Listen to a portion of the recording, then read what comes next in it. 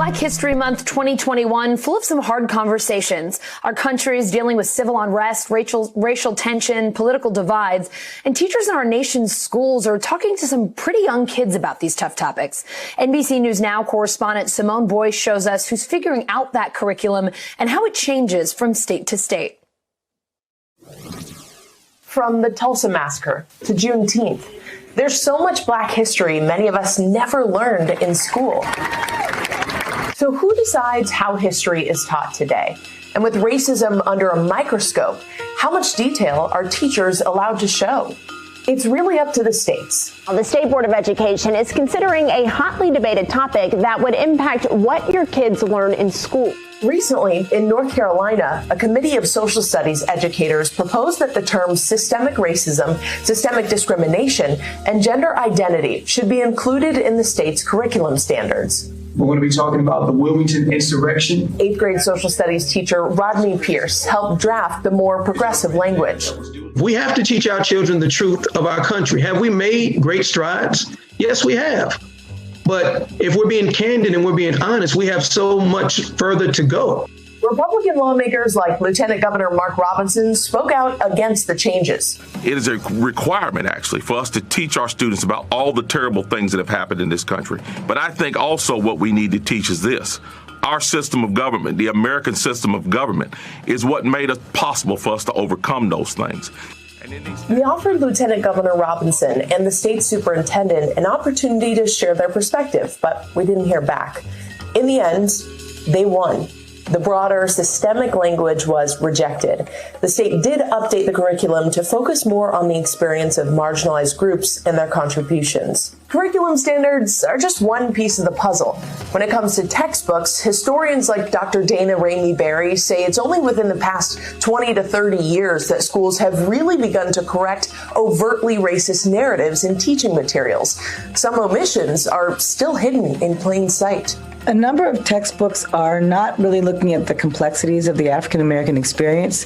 So what happens is Black people show up not until after the American Revolution.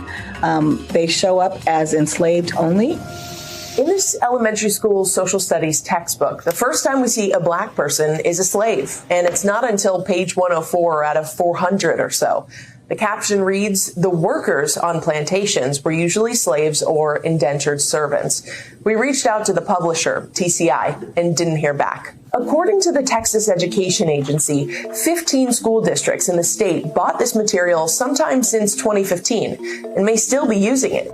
I think it's dangerous because it puts Black people as second-class citizens, literally, from the moment that they appear in knowledge for young children. Our stories are so much more than just shackles and segregation. So what are some of those moments of Black joy, of triumph, of contributions that we need to be talking about here as well? I would love for every high school student to leave high school knowing that the African American experience was complex, it was diverse, it included freedom, it included slavery, it included the fight for justice and for rights. A growing number of states are listening and making changes. Monday night, the board decided that the district will adopt a cultural curriculum called Black History 365. Public schools in Peoria, Illinois, plan to incorporate Black history year-round. It'll be taught in schools now. It'll be memorialized. Florida Governor Ron DeSantis recently signed a bill requiring state schools to teach the often overlooked 1920 Ocoee Massacre. What is taught in African American ethnic studies is a truth that simply serves to educate students on their path. And in 2020, the Texas State Board unanimously voted to offer students an African American studies elective. Teachers are also filling in the gaps on their own. About 4,000 teachers reported using the 1619 project in lesson plans. That's a New York Times initiative that has become controversial in conservative circles over the way it depicts slavery as integral to the founding of America. My man. Rodney Pierce tends to lean into historical archives and the canon of Black intellectuals like James Baldwin. You'll also try to tie it into the Black Lives Matter movement.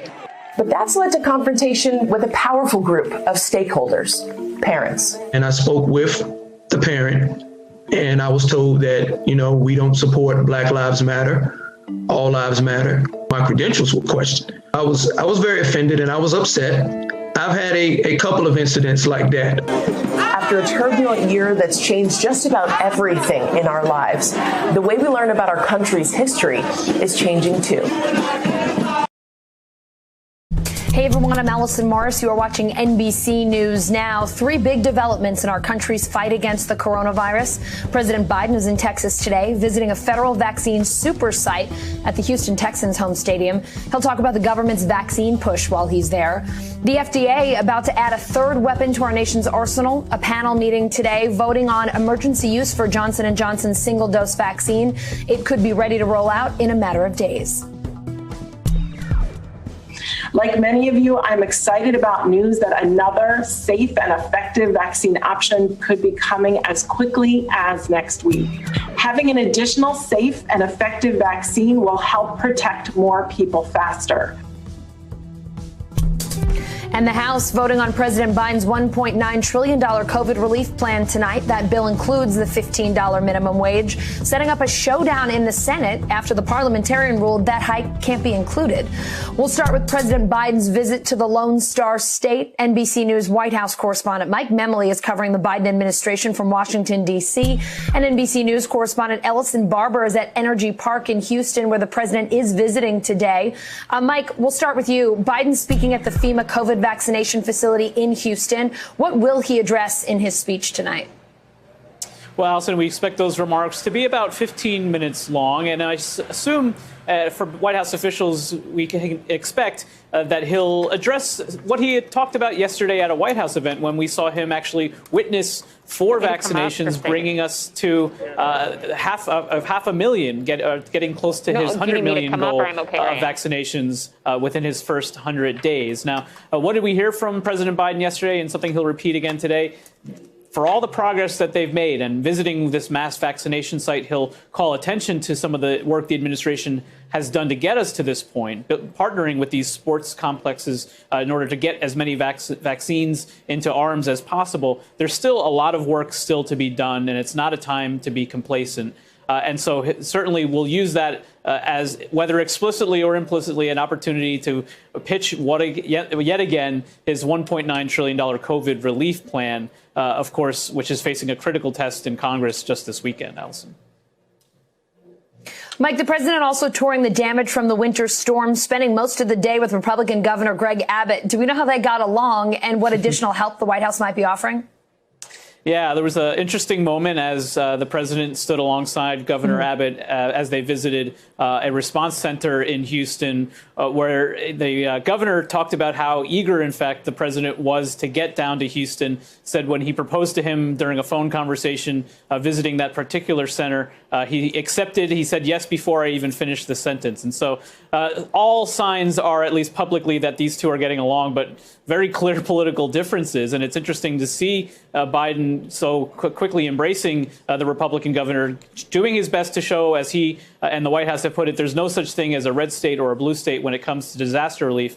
And Dr. Liz Sherwood-Randall, she's a deputy national security advisor, talked today a bit about some of the additional relief that is going to be coming. They've already provided 2 million meals through FEMA, 2 million gallons of water, 100,000 gallons of fuel, and they've expanded their disaster declaration to cover now 126 counties in the state of Texas. In the short term, Sherwood-Randall said that their focus continues to be on the immediate needs of those who need power, who need water, who need sort of immediate assistance. But over the long term, there is going to be a conversation about resiliency in our energy grid and addressing climate change as we continue to see these kinds of weather events that are anomalies, for sure. Ellison, you have been in Texas all week long reporting on the state's recovery, the storm delaying vaccine distribution. How are things there now? So they say things are mostly back on track. Obviously, there were shipments that did not make it here during the storm. But this week on Monday and Wednesday, primarily Texas, health officials say they received about 1.5 million doses of vaccines. They were supposed to get 1 million allocated this week. So that number also includes allocations of doses that were coming for federal sites and perhaps most importantly, in terms of the question you are asking, doses that did not make it because they were delayed for the winter storm. So they say in regards to that, things are back on track in terms of the amount they were expecting to have. They have all of it now last week, the ones that they didn't get, as well as what they were supposed to be getting this week. And then they are expecting 1 million doses allocation to come next week as well. I mean, we were at the other side of where I'm standing now, where the entrance to the FEMA run site here in Houston is, and we just watched car after car come in to get a vaccine at this federally supported vaccination site. They are trying to vaccinate 6,000 people a day, and they're going to do that for the next 3 weeks. Allison? Yeah, Ellis, in the video, those cars pulling in, very impressive. Harris County Judge Lena Hidalgo says they need 9 million doses to reach herd immunity in the region. What kind of dent are they expecting that vaccine site in Houston to make in terms of that number?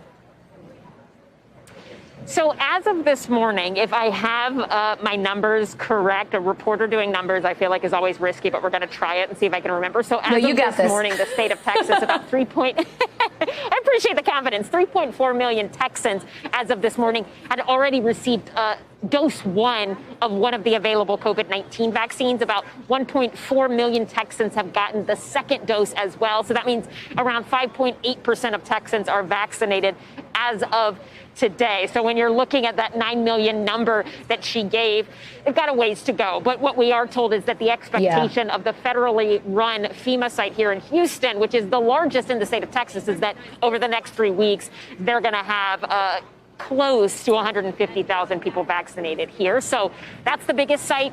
Still a ways to go, though, I think, to get to that 9 million. Allison?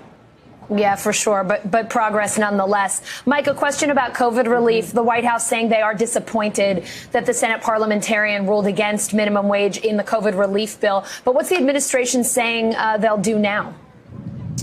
Well, Allison, it's so interesting, and it may sound counterintuitive, but the fact that the parliamentarian ruled the way she did, that this minimum wage increase can't be part of the bill, may actually have been good news for passage of this final package, given that there were certain Democrats who had not yet lined up in support of this minimum wage increase. It might have actually provided a real political complication for the White House. So, yes, this was, to a lot of Democrats, though, the best chance they thought they had of getting this minimum wage increase approved. We did hear from the White House that even with this setback, such as it was, they will intend to fight for this going forward. Take a listen to what Brian Deese, one of the top White House economic advisors, said on Morning Joe earlier today. The president is still committed to getting a $15 minimum wage? Absolutely. The president has campaigned on the $15 minimum wage. He believes in the $15 minimum wage. He's committed to getting it done. So he's committed to getting it done, but as progressives point out, they aren't necessarily endorsing some of the tactics that might be used in order to get that done. One thing that progressives have proposed would be to have the vice president, Kamala Harris, who is the president of the Senate, overrule the parliamentarian, but that would require 50 votes among the Democratic caucus, unlikely to happen. The other thing is that some Democrats are calling for the abolition of the filibuster so that eventually this could be passed by 50 votes, regardless of the current filibuster rules. What a White House official said today was that the president at this stage still has not reconsidered his own position, which is that the filibuster for now should stay in place. Mike, before you go, you're reporting on new guidelines for people applying for White House jobs who've used marijuana. What's changing there? Yeah, this is such an interesting story because in order to work in what's called the Executive Office of the President, that's the White House grounds, includes up to 500 employees, you have to be deemed as eligible for a security clearance. And the applications for security clearances ask a lot of questions about your past drug use. And during the transition period, as they were getting these applications, especially from campaign staffers who wanted to move into the White House, they realized they were in a difficult position because if their staff was being honest, a lot were disclosing the fact that they had used marijuana. Now, we'll remind it, 15 states and here in Washington, the District of Columbia, cannabis is, for all purposes, legal for adults, but it's still a federal crime. And so this was going to be an issue for a lot of staff in order to get their security clearances. What the White House announced today was that if you disclosed that you had a limited use of marijuana in your recent past, that you could apply for a waiver. It means you wouldn't necessarily be able to work in the White House itself until a certain unspecified time period expired, but you would have to promise not to consume marijuana any longer for the duration of your government service. And if all other indications of the security clearances went through, you would be allowed to work, just not in the White House just yet, Allison. All right, Mike, thank you so much for reporting on that. Mike and Ellison, thank you both. Thank you. The Treasury Department announcing new sanctions and the State Department announcing visa restrictions on some Saudis under a new policy called the Khashoggi ban. The U.S. declassifying a CIA report today confirming that Saudi Crown Prince Mohammed bin Salman approved the 2018 killing of Washington Post journalist Jamal Khashoggi. The Crown Prince not a part of those sanctions, though. Secretary of State Blinken explaining to NBC News they do not want to rupture U.S.-Saudi relations, but rather recalibrate it with U.S. interests and values. NBC News correspondent Ken Delanian has more. Allison, the director of national intelligence today released a long-awaited summary of an intelligence report showing that the intelligence community believes that the de facto leader of Saudi Arabia, Mohammed bin Salman, was involved in the state-sponsored murder of a political dissident and journalist, Jamal Khashoggi, who wrote columns for the Washington Post and lived in suburban Virginia, not far from where I'm standing now. And while this assessment was reported on, including by NBC News 2 years ago, the fact of its publication today on U.S. government letterhead really sort of puts in stark relief the dilemma that the Biden administration is confronting and how to deal with this, because it's sort of a clash between American interests and American values. Biden wants to put human rights in more of a place of prominence in American foreign policy than President Trump did. Trump's response to this intelligence was to ignore it and to continue dealing with bin Salman, known as MBS. The Biden folks are taking a different approach. They're trying to marginalize Mohammed bin Salman. In fact, President Biden had a call with bin Salman's father, the king, yesterday, and pointedly did not engage with MBS. But there's no indication the U.S. is going to sanction MBS over this killing. And in terms of why the U.S. intelligence community believes that this happened, what we got was a declassified summary without any juicy bits of intelligence in it. But there's just one element of it that I wanted to read you. It said that among the members of that Saudi team that killed Jamal Khashoggi in the Istanbul consulate, remember he was lured there under false pretenses, was the prince's elite personal detail, known as the Rapid Intervention Force, which exists to defend the Crown Prince, this is the U.S. intelligence document, answers only to him and had directly participated in earlier dissident suppression operations. We judge that members of this group would not have participated in this operation against Khashoggi without Mohammed bin Salman's approval. So that's why the U.S. government is pointing the finger at the Crown Prince of Saudi Arabia. Whether the Biden administration is going to do anything significant about this, whether this changes U.S. relations with Saudi Arabia, remains to be seen. Allison, back to you. A new round of long-awaited COVID relief could be coming for millions of Americans. The House set to pass President Biden's first major piece of legislation, a $1.9 trillion relief package. But it's missing one major provision, the Senate ruling that a $15 minimum wage hike cannot be part of that bill.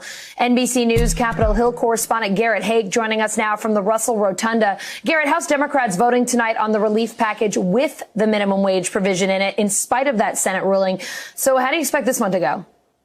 Allison, I expect this to be mostly a party line vote. Democratic whips think they might lose one or two people. They're hopeful that they might get one or two Republican crossovers, especially now knowing that the minimum wage provision won't be in the final bill. But the reality is the House is going to have to vote on this thing again whenever the Senate gets finished, because the Senate will have to take out the minimum wage provision and make a couple of other changes. So this vote is interesting, but it won't be the last word for the House. Garrett, the $15 minimum wage hike is a top priority for the Biden administration and progressives. So how is the progressive base reacting to that Senate parliamentarian ruling, and what are they going to do about it now? Well, progressives are unhappy. The parliamentarian is an unelected position. It's a bureaucratic position. And the progressives in particular feel like they ran on this. They campaigned on this. They won the White House, the House, and the Senate. Everybody kind of knowing that a $15 minimum wage was going to be a key issue. And then to be turned around and told they can't do it because of Senate procedure is deeply frustrating. But the reality is this is where we are. And Senate Majority Leader Chuck Schumer, a couple of other key Senate committee chairmen, and the Biden administration all stepped in pretty quickly and said, look, this is the ruling from the parliamentarian. They don't appear at all interested in going down the road that Republicans went down in a similar situation back in 2001 and trying to fire the parliamentarian. So they're going to take their lumps on this here and try to find another way to accomplish the same means through some other legislative tool. Garrett, this minimum wage debate's also renewing calls to end the filibuster. Tell us more about what's going on there. Well, this goes right into that same key issue here. You know, Democrats feeling like they have all the levers of power here, and they don't want to be stymied by an institution that is essentially a legacy of Jim Crow. It's not in the Constitution. It's designed to protect minority rights. Now, it also protected the rights of the Democratic minority when Republicans were in charge of the Senate. But for now, Democrats see the filibuster as an obstacle to progress, as an obstacle to passing the big things that they want to get done. But most of those voices are coming from the left and from the House when they're coming from elected officials. Senate Democrats are not nearly as united in the idea of getting rid of the filibuster, and it would take every single one of them and likely support from President Biden to do so. And right now, that's just not there. So until and unless there's an issue that is so overwhelmingly important to Democrats that the filibuster stops it from happening with no other recourse, I don't see it going anywhere anytime soon. Garrett, we know some Republicans are pretty critical of the minimum wage hike provision, but there are other members of the GOP who've been floating their own proposals. What are you hearing about those plans? It's interesting. I mean, there are a lot of Republicans who agree that the minimum wage needs to be raised in some capacity, but don't like the idea of doing it across the board at the federal level to that $15 level. There are two main Republican options that I've seen floating around. The first is from Tom Cotton and Mitt Romney that would raise the minimum wage to $10 an hour, but it would also tie it to an expansion of the use of the E-Verify system, essentially to prevent undocumented immigrants from working in the United States. The idea being to focus any minimum wage increase on American workers who they are sure are American citizens. That proposal's out there. Also today, Josh Hawley, remember him, floated a proposal of his own, essentially requiring billion-dollar corporations to pay at least a $15 minimum wage. His own version of kind of a populist take on this. I've not seen any other takers from the left, certainly co-sponsoring anything with Hawley. And really, I think Democrats want to try to go their own way on this. They don't seem particularly interested in either of these Republican proposals so far. All right, Garrett, so we no longer wait for the Senate parliamentarian, but we still wait for that House vote on COVID relief. Until then, thank you so much. There's always something to wait for up here, Allison. Have a good weekend. You too. 2 F-15E Strike Eagles dropped 7 precision-guided munitions, totally destroying 9 facilities and partially destroying 2 facilities. We have preliminary details about casualties on site, but I won't be able to discuss additional details at this time because our battle damage assessment is ongoing. That's Pentagon spokesman John Kirby with new details about the U.S. airstrike on Iranian-backed targets in Syria. So how did we get to this point? Here's NBC News chief foreign correspondent Richard Engel. Allison, President Biden is trying to send a message to Iran, a clear message, an unmistakable message that it will no longer tolerate attacks by Iranian-backed militias on U.S. interests in Iraq, and that while President Biden wants to negotiate and wants to get back to the nuclear deal and wants to resume the diplomatic process, it will not accept being pressured militarily with these rocket attacks. So overnight, President Biden personally, according to the U.S. military, authorized a retaliatory strike. Over the last several weeks, there have been numerous rocket attacks against U.S. interests in Iraq. Those interests have been the Green Zone in Baghdad, where the U.S. embassy is based, also a U.S. base in northern Iraq in the city of Erbil. And that attack in particular was seen as on a larger scale, crossing a line that hadn't been crossed before. So the U.S. did retaliate with this airstrike, at least 2 aircraft involved, targeting a logistics base, according to the U.S. military, on the Syrian side of the Iraqi border, a logistics base that, according to the military, was being used by the very same Iranian-backed militias that had been carrying out these attacks. But this is dangerous. The U.S. wanted to send a message. President Biden wanted to send a message of deterrence.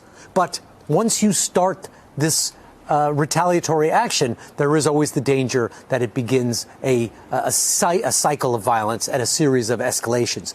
A year ago, a similar situation almost brought the United States and Iran to the brink of war. But times were very different then. You had President Trump, who responded very, very aggressively, killing the top Iranian general. The Iranians fired ballistic missiles at a U.S. base in Iraq. So it did escalate, and the U.S. And Iran almost went to war. This time, it seems like the Biden administration wanted to send a clear message that Iran could not miss, but is describing it as proportionate. And instead of having the president come out and describing these actions, the White House is pushing comment to the military. Let's go to NBC News now. Correspondent Simone Boyce. She has the latest headlines from NBCnews.com. Simone, we cannot start our weekend without your headlines, so please usher us into our Saturday and Sunday. Let's get to it. Allison, we're wrapping up the week with some news on the pandemic. CDC Director Dr. Rochelle Walensky says she's concerned the latest wave of COVID cases may be flattening at high levels. She also noted the data may show the beginning effects of new COVID variants spreading across the country. Well, a Texas woman has filed a class action lawsuit against Griddy, one of the state's power providers. The woman is accusing the company of price gouging during last week's snowstorm after she received, get this, a $9,500 electricity bill. Now, Griddy could not immediately be reached for comment. Well, police in Nigeria say a group of gunmen kidnapped 317 schoolgirls, the latest in a series of mass abductions in the West African nation. Authorities say search and rescue efforts are underway, and they suspect some girls were taken to a nearby forest. Well, the WNBA and NBA signed off on the sale of the Atlanta Dream, transferring ownership from former Senator Kelly Loeffler to a new group of investors.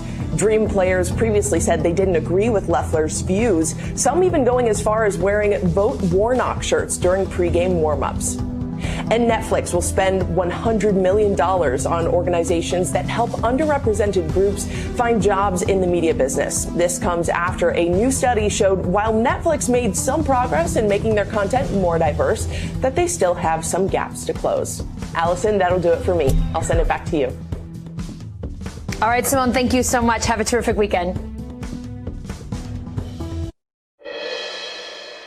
The president is visiting a federally established community vaccination site today in Houston, Texas. This site opened yesterday and has the capacity to vaccinate 6,000 people per day. And today we're announcing two new federal vaccination sites, one in North Carolina and the other in Illinois.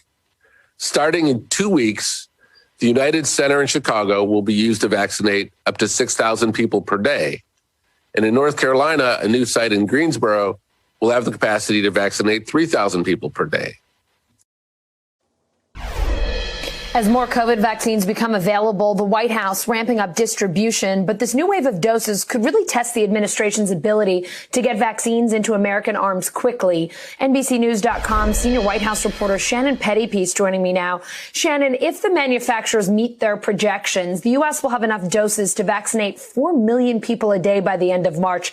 That's up from about 1.5 million shots a day right now. So what is the White House doing to prepare and to make sure they can hit that 4 million target? The Biden administration has been increasingly taking control of more and more vaccine doses so they can allocate them in the way that they best see fit. Now, under the Trump administration, we all probably remember the strategy was just to send the vaccine doses to the states and let the states determine how to allocate them, how best to get them in people's arms.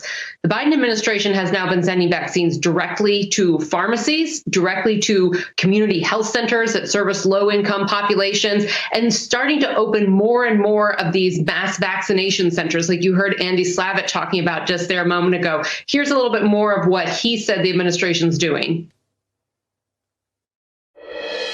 Thanks to the incredible work of FEMA, the Department of Defense, and colleagues across the government, since January 20, the Biden-Harris administration has already supported the establishment or expansion of 441 community vaccination centers across 37 states, territories, and the District of Columbia.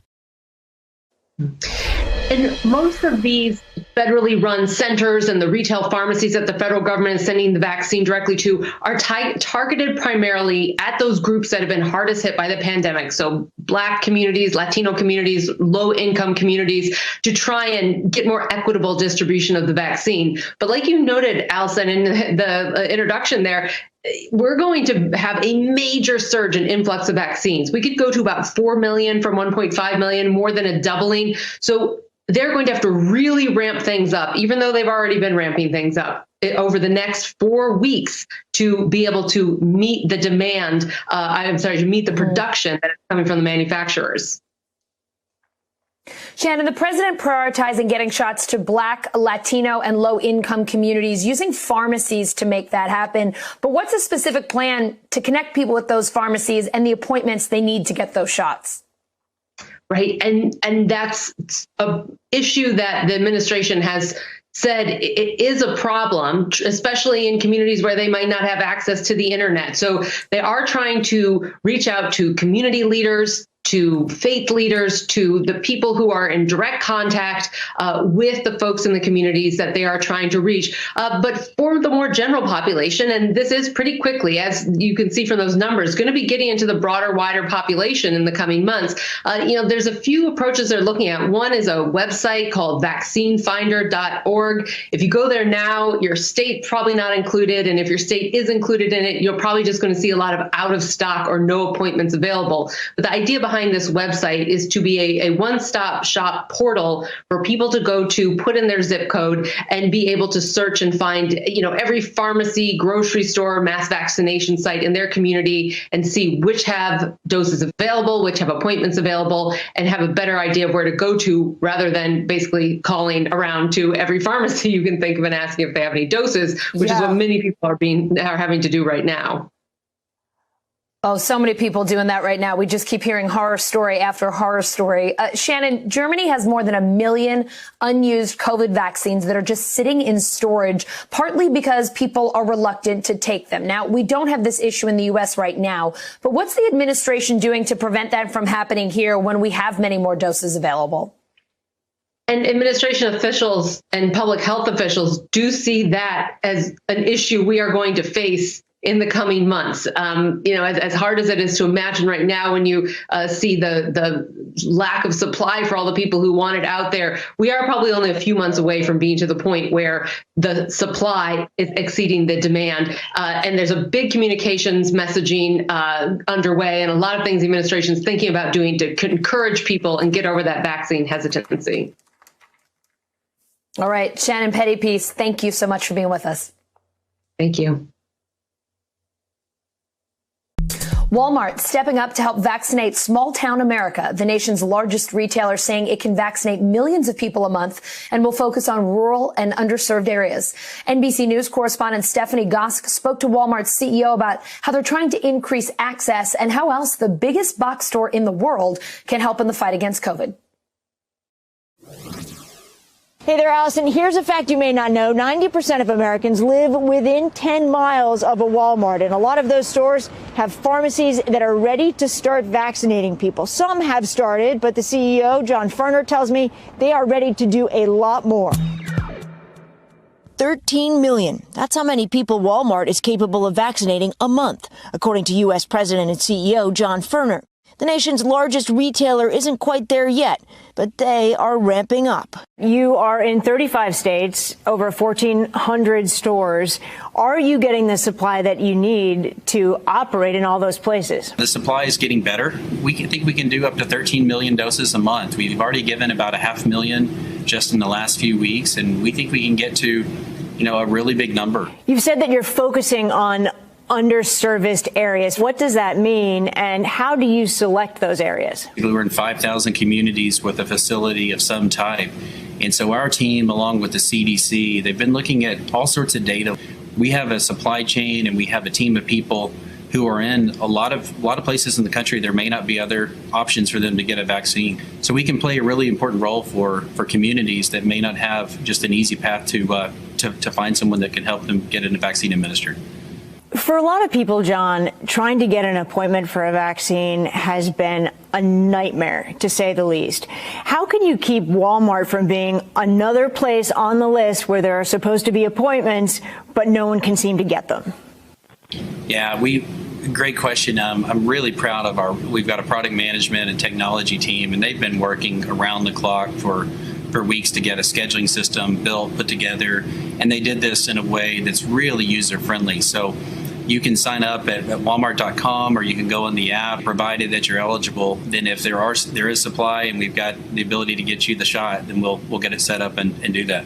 Is Walmart doing anything to address some of the doubts or questions that people might have still about this vaccine to convince them to take part in the program? We've been educating our own associates and using media channels to explain the benefits of vaccines. And we also think that it's important that you know that friends or family or peers or others that have gotten the vaccine are open about it. I mean, my intention is to get the vaccine when it's my turn. It's not my turn yet, but when it is my turn, I intend to do so. How about among your employees? Are they getting vaccinated? I mean, they are on the front lines as much as anyone else these days.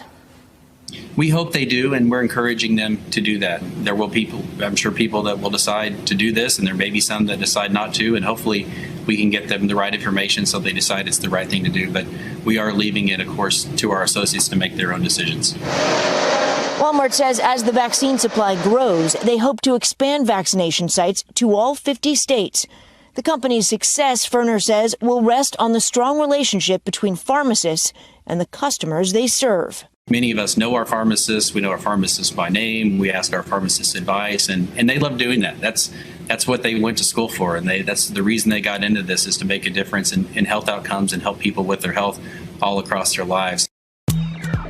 Walmart wants to expand its vaccination efforts outside of their stores, even going into churches and civic centers, other places in the community, just to give people as much access as possible. Allison?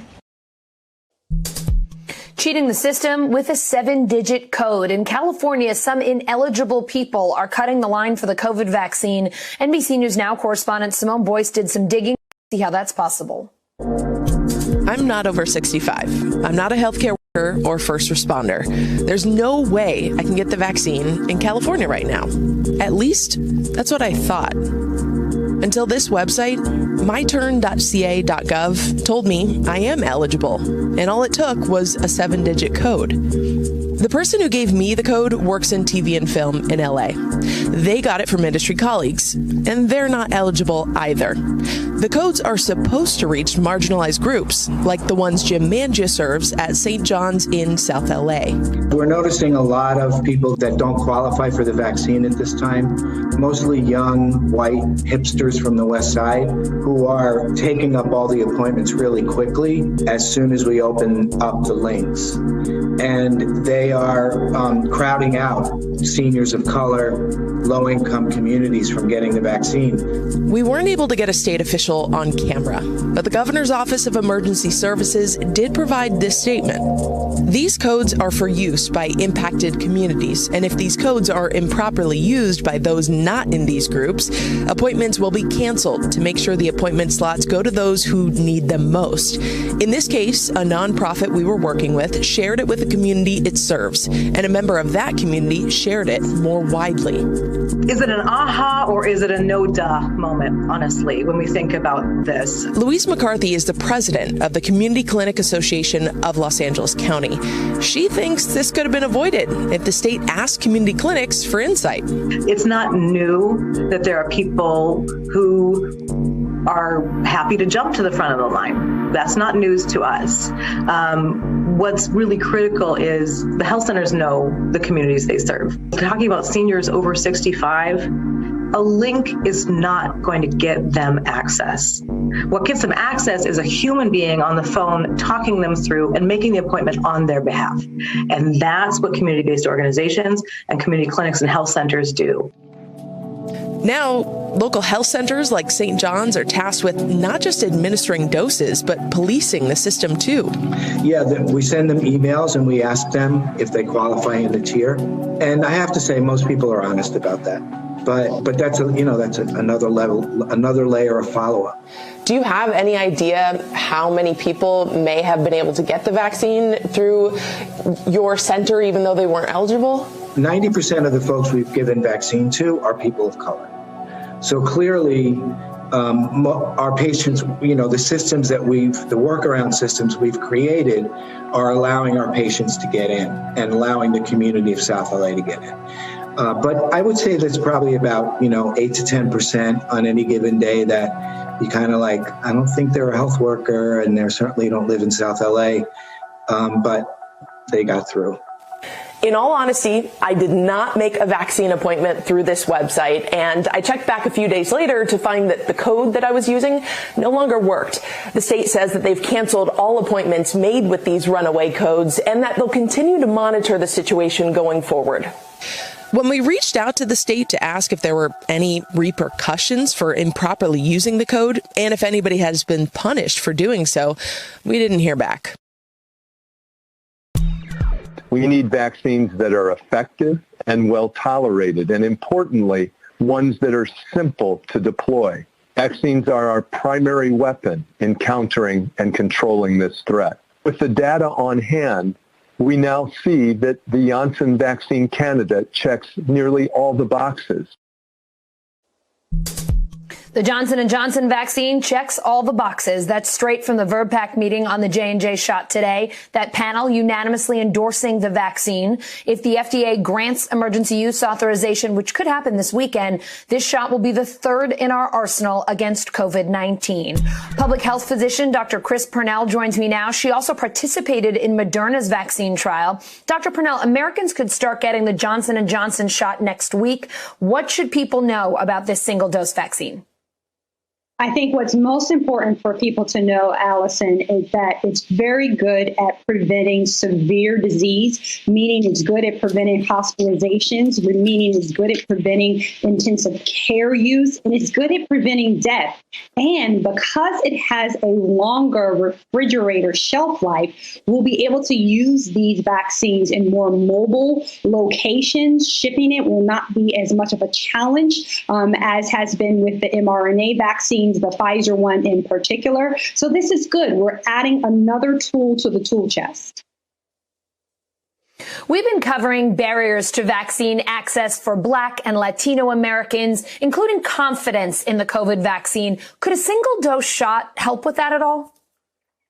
It could, right? So what I've been explaining to people is that those who are in the wait and see category, which you find a lot in Black and brown groups as evidence in polling data, they're looking for key indicators. They're looking for indicators that the vaccine will keep them safe and they won't get sick, and that they'll have long-term immunity. Some of those questions we already have answers to, and some we don't around long-term immunity. But if a person is on the teeter-totter edge of motivation versus intention and actually taking the action, knowing that one shot would be available to them and that they would have the pretty much the same level of effectiveness of preventing severe disease, I think it could help people make that choice or decision. Bottom line, we're going to have to talk about the science in very plain spoken terms. Bottom line, we're going to have to think through those things that are barriers to access. So those challenges don't necessarily go away, but this is cause for guarded optimism. More news out of the VRBPAC meeting. A CDC official saying variants are probably more common than we thought. Take a listen. These variants are probably much more widespread throughout the country. And I think we have to assume, in the absence of other information, that these variants probably could exist throughout the entire United States. Health officials like Dr. Fauci have said that vaccines are the way to stop new variants from emerging. How do you think, how helpful will a third vaccine be here in this fight against new and emerging variants?